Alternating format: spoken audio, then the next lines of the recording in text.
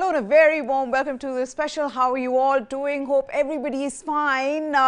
We've already seen a test match win in which England chased down 378. We've seen a T20I series, India winning that series 2-1, all in the space of 1 week. That's right. That's how quickly cricket is moving these days. And now, here we are, previewing the first ODI between India and England. Along with me is our maths genius, Nikhil Narayan joins me. Nikhil ji, thank you so much for taking the time out to be here. Since you are our numbers guy, here is a quick puzzle for you. 1561 minus 1465, how much is it? 96. Well done, and that is the number of days we have left in the World Cup, the T20 World Cup. But right now, everything is shifting to ODI cricket. And that's where you'll see some changes, not just in the Indian squad, also in the English squad with Ben Stokes coming back, Johnny Bairstow, the informed Johnny Bairstow is going to be there. Then of course, Joe Root, he's going to be there as well in this ODI squad. But what about India, Nikhil? The big question is, will Virat Kohli play today? And if he doesn't play, who comes in place of him? So we're going to discuss all of that with you. But let's just first begin with how these two teams are placed, Nikhil. Going by their records in recent times, India have the momentum after that T20I series win, but England, a very good ODI side. England, a very, very good ODI side. Remember, England transformed their ODI game after their 2015 World Cup exit. And they've been absolutely brilliant under Morgan, who's now retired. So England have won 9 of their last 10 ODIs. India, in comparison, only won 6. Also, England recently in the series against Netherlands, we know what they did, Meha, 498. Almost 500, the first team to, if they would have achieved that feat. Also, England is ranked number 2, India is ranked number 4 in the rankings.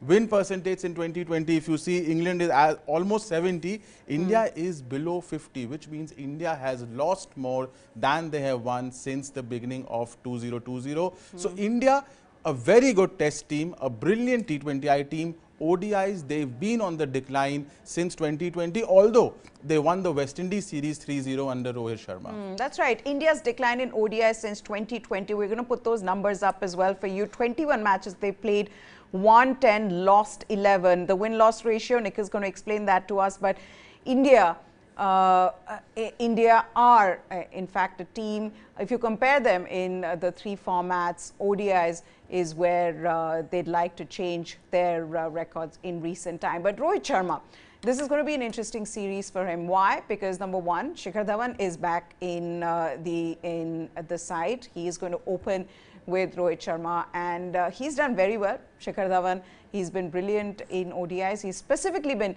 brilliant at the Oval. He averages what? Over 100 at the Oval with 3 centuries. So all eyes will be on Shikhar Dhawan, Nikhil. But let's just come to that question of Virat Kohli. Now, if he doesn't play today, that's the other question mark in this side. Who is going to take his place? Firstly, Virat Kohli, being rested for the West Indies tour. That is also, I'm a little surprised with whatever is happening with Virat Kohli. His injury is, his injury is out of turn. He's playing, sometimes he's playing for India, sometimes he's not playing for India. So, big question mark. He's out of form. He's going with the template in the T20I series. Meha, you saw that, half the debate was whether he should have gone with the template or he should have batted with Virat Kohli, like Virat Kohli in the past. So, the problem is, if Virat Kohli doesn't play today, India has many options. They can strengthen their bowling unit. I would personally play the extra spinner today because, the temperatures in England are going around 30 degrees. It's a dry wicket. It may assist spinners. I'll play the extra spinner today. But the questions around Virat Kohli remain because there are not enough matches before the World T20. His numbers in T20I cricket and ODI cricket are down. Test cricket, they are abysmal. He needs to play as many matches as possible. Even a 60–70% Virat Kohli needs to play, Meha, because otherwise the opportunity cost for India is too high. Because this Indian team has a lot of talent waiting in the wings. The bench strength is, the quality of the bench strength, it's too good for an out of form Virat Kohli to play at the cost of someone like a Deepak Hooda or a specialist spinner. Therefore, if Virat Kohli is even 60-70% fit, this Virat Kohli has to play. He needs as much as time in the middle as possible. That's right. Okay. So, Virat Kohli, will he play? Will he not play? Still, there's a question mark around it. But I don't know why I feel like Shreyas Iyer is the person who they will play in case Virat Kohli does not play. That's just the way I am seeing this at the moment because, yeah, I don't know. I think that's what they will do. They will not go in with an extra spinner. They'll go in with a Yuzvendra Chahal and Ravindra Jadeja in place of Akshar Patel. But then we could be proved wrong.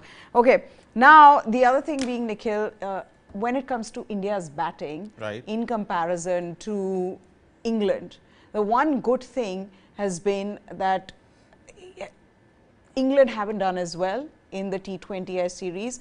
Given that they have this big name batting lineup, they didn't do as well, and India did. Yes. Suryakumar Yadav being the case in point, and we'll discuss him in just a bit. But a huge boost for England batting with Joe Root, Johnny Bairstow and Ben Stokes back. Absolutely. The form, Johnny Bairstow and Joe Root were in the form of their life, in Test cricket. And, both of them have Joe Root surprisingly has a very good ODI record. A lot of people think he's only a great Test batsman. He's also a very good ODI batsman. Johnny Bairstow, we all know, one of the most destructive ODI batsmen in the history of the format. Ben Stokes, what he did in the final of the 2019 World Cup. So, 3 world-class players returning. This England batting unit, if you see, everyone, Meha, is a match winner. Every single batsman is a match winner. Every single batsman, except Joe Root, is a destructive aggressor who can, win matches single-handedly. It's a very, very dangerous ODI team. England is a more dangerous ODI unit than they are in T20Is also. So it's not going to be easy for India. England, for me, although the rankings they are number 2, for me they are the best ODI team in the world purely on the basis of that destructive batting lineup, which is going to be bolstered by the return of these 3 world-class players. Okay, now what do you think, for all of you who are watching us, who do you think has the upper edge? Who do you think who has that has the advantage in this ODI? Do let us know in the comment section below. But we're also going to talk about India's bowling. Mohammad Shami comes back into the lineup, and now I'm interested to see how this bowling unit works together in ODIs, because one of the concerns with them in the recent times, Nikhil, has been them not being able to strike with the new ball. Absolutely. It's one of the reasons why India has gone down, in the decline since 2020 is not because of the batting as much as because of the bowling, Meha. India's bowling average, strike rate and economy rate is the lowest amongst all teams since 2020, which is shocking. Which is absolutely shocking. Worst amongst all teams, even Sri Lanka, West Indies, and other teams who have not done so well for a considerable long period of time. One of the main reasons for that is Bumrah not striking with the new ball. And this has been a problem for India, especially in ODI cricket. If you see the numbers since 2020, only 10 wickets in 12 matches for Bumrah, averaging 61, strike rate 69. These are very, very poor numbers for a bowler of his caliber. 15 wickets in the power play in 18 matches for India overall. Also, another reason is for India not doing well is Jadeja and Chahal. At least, till the end of the West Indies series, they were not doing. Chahal did, well in one match, but India's control in the middle overs wasn't good enough. They were leaking runs, they were not picking wickets. Now, Yuzvendra Chahal has transformed himself brilliantly since the IPL last year. So, his form in T20Is, you may see a different Chahal altogether, and all this might change drastically in this series for India, because Rohit Sharma is captain, Chahal is in form, Jadeja is back in form, but last 2.5 years, it's been a big problem for India in ODI cricket. No wickets with the new ball and lack of control in the middle overs. That's right. Also, the other thing being now, who will be their third seamer? There is, of course, Hardik Pandya, who's going to be there, or 2 all-rounders in Ravindra Jadeja and Hardik Pandya. I don't think Akshar Patel will get this game. Jadeja will walk into this after what he's done in the T20I series, also in the Test match. So, the other thing would be the third seamer, and that'll be interesting. Would they go in with Prasidh Krishna, who's been very good for them from the time he's started playing international cricket, or would they go in for someone like Arshdeep Singh? It's an interesting one. See, the USP of Arshdeep Singh is restrictive in the death overs, but Prasidh Krishna is your wicket taker. He has a brilliant list A record, and in whatever matches he's played for India, he's done really well. Personally, I would go with the extra pace bounce of Prasidh Krishna, and I'll keep Arshdeep as the first choice for T20I cricket.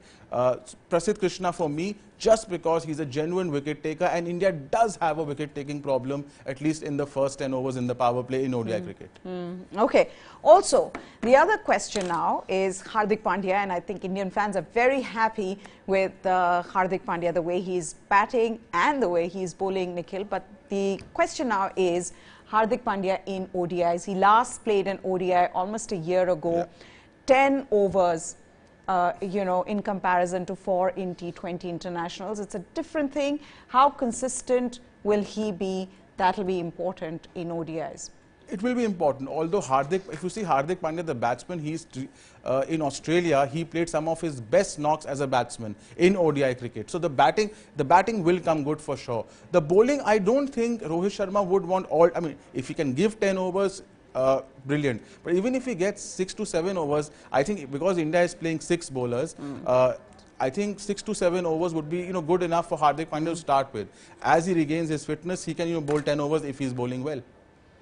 Okay, now also, will India continue this attacking brand of cricket that we've seen them play in the T20Is? Will they continue this in ODI? That's the other thing. Now, when Rohit Sharma was asked about this in the press conference, he said, look, ODIs are an extension of T20 cricket. So we will expect India to play like that. Yep. But I think that is the template now that the Indian team will follow. Be it in the T20, in white ball cricket, you've got to be fearless, you've got to be attacking. You also need to understand and have this belief that you can go and chase down any total. Absolutely. Very interesting comments by Rohit Sharma, because he's saying now ODIs are an extension of how India is playing T20Is. Earlier, Indian teams approached it the other way around. They took T20Is as a shorter form of ODIs. So now the approach is absolutely different. They've reversed it around. And India is going to, of course you have to plan differently in ODI, but India is going to go all out in the 10 overs, and then, in the last 15 overs, they'll start, instead of going all out in the last 10, they'll start their death over hitting much earlier. So this is going to be the plan.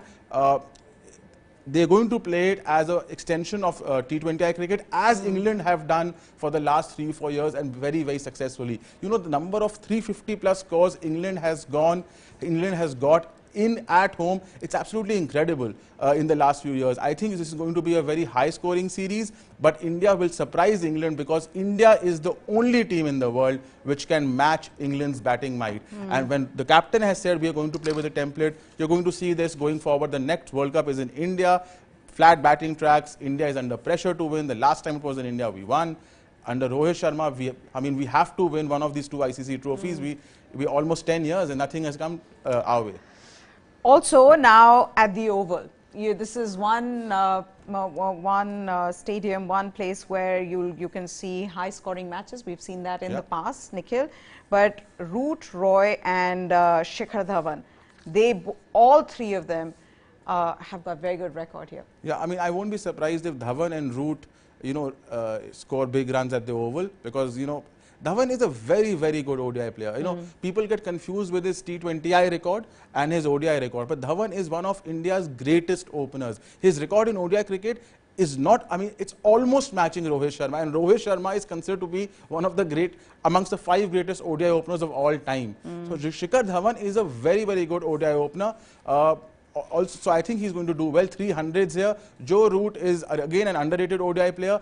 Jason Roy, this is an important series for him, because he was very poor in the T20I series, and there are other England batsmen who are now who can take up his place. So important match for Jason Roy, who has a terrific record here. I wonder how Shikhar Dhawan would be approaching this series, given that now he's only going to get opportunities in these ODI tournaments.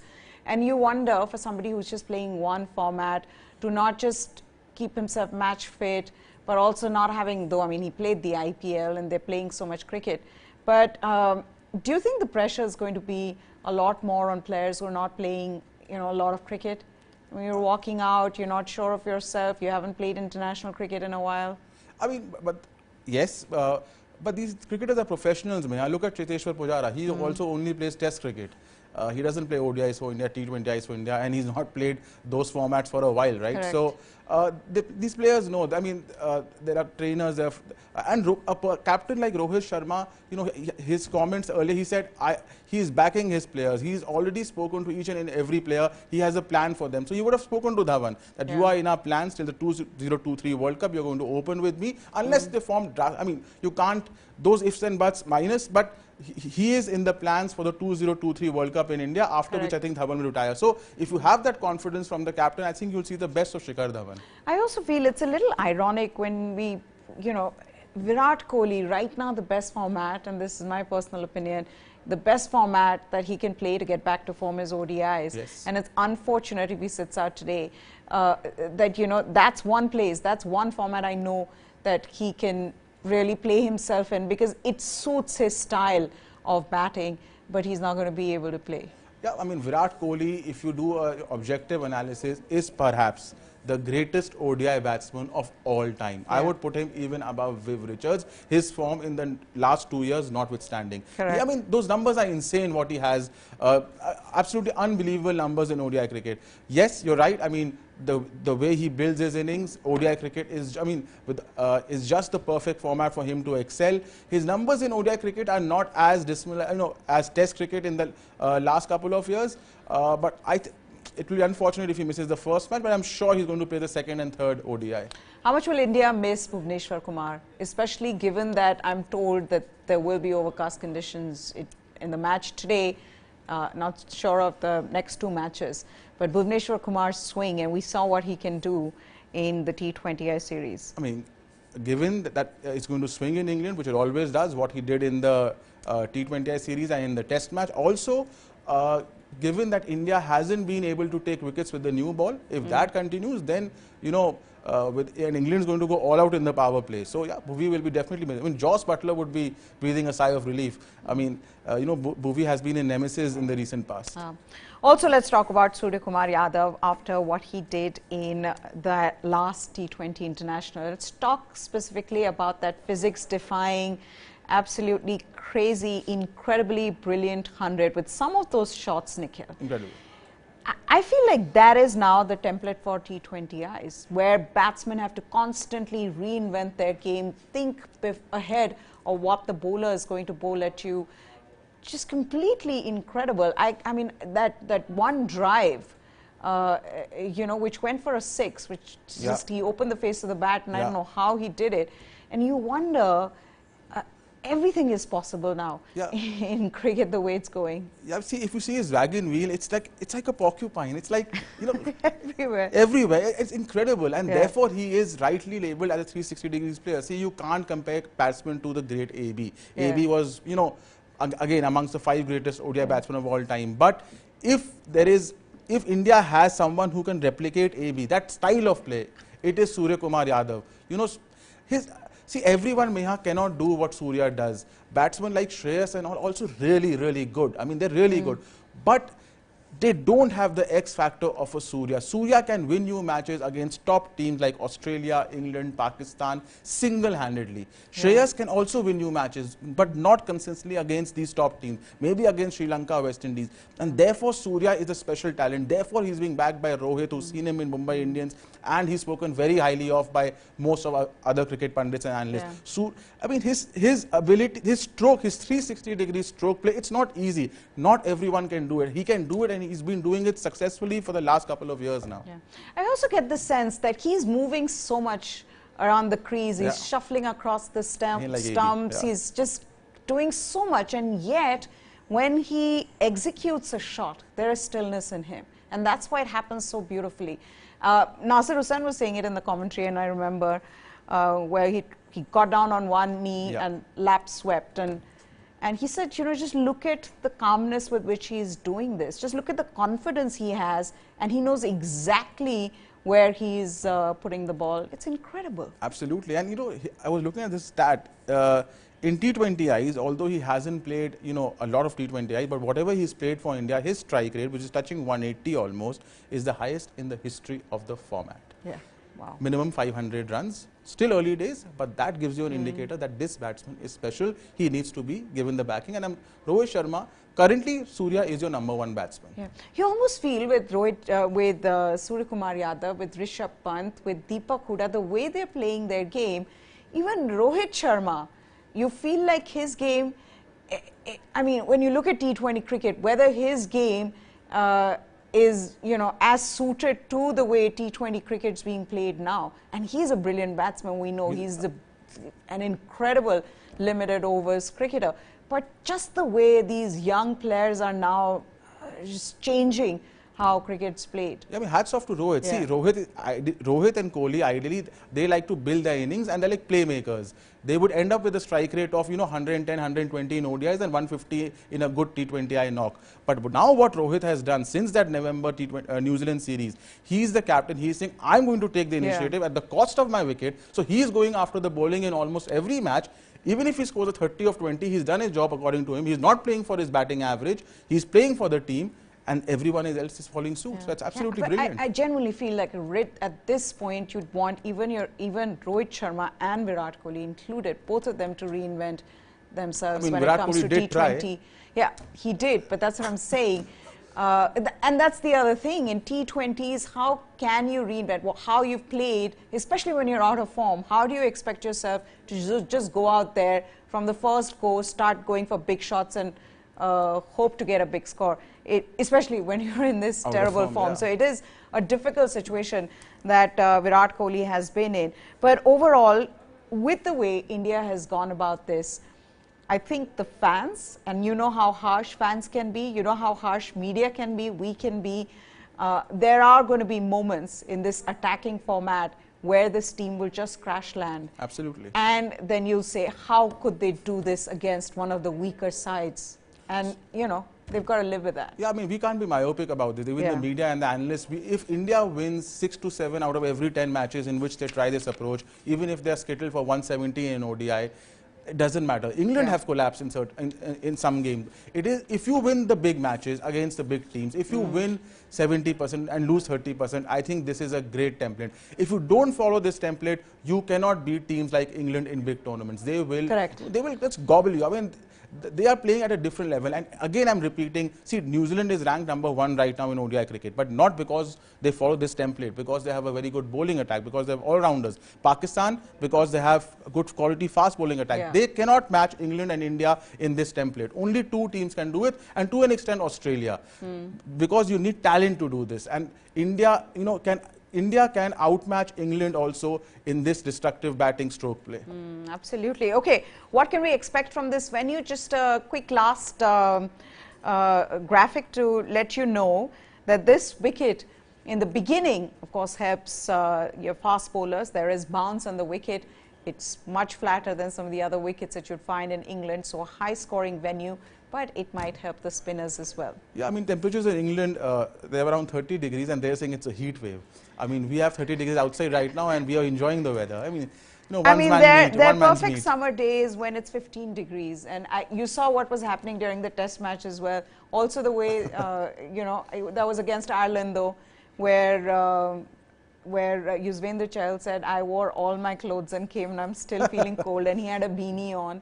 But yeah, their idea of summer is very different from us, right? So 30 degrees heat wave, and therefore they are saying the wicket at the Oval may assist spinners, although it's still going to be a batting paradise. 6 300+ scores in the last 10 matches batting first. I mean, that is a lot. So average score is around 291. Winning the toss, I don't think is an advantage, because in last 10 matches it was 5-all batting first and chasing. So, you know, overall I think it's going to be a belter, high-scoring game. Can I tell you something, though? I feel like in situations like this, given that it is a really flat surface and you can expect a lot of runs to be scored, you would want to, as a team, go in and bat first, because you'll always have chasing you'll always have that scoreboard pressure. Absolutely. If the teams are scoring 350 plus runs, you will always have that scoreboard pressure. So just go out there, bat first, score, play your fearless attacking cricket, score as many runs as you can. I mean, that is the natural way of thinking, more logical way of thinking. But like we saw in T20 cricket and in the IPL especially, teams were chasing 180 plus, you know, and chasing was preferred. I mean, till it was broken in the 35th game. Right. So, you know, it's, I don't know. I mean, this is a very, teams have a very different mindset these days. But whatever the mindset and conditions, 300, 320 plus on the flattest of surfaces is not easy. Scoreboard pressure is real pressure. That's right. Okay, so that's it then for all of you. What do you think of our show? Do let us know in the comment section below. Also, the team you're supporting, do you think who's going to score 100? By the way, the other stat for all of you is that since I think mid-2020s, nobody from India has scored 100 in an ODI, except I think 100 in the last 15 games. So somebody needs to score big runs. Who will it be? We'll let you know all the latest from the Kennington Oval in London. Get you all the updates. News9 Sports is what you need to subscribe to for the latest as well. That's it from our math genius here. I didn't think you'd get that, by the way, because I thought I'd going to ask you so quickly that you wouldn't get it. Devi, but you know. Yeah, you're not Shakuntala Devi. I'm going to come up with a more difficult math question for him. But that's it then. Goodbye. Thanks for watching.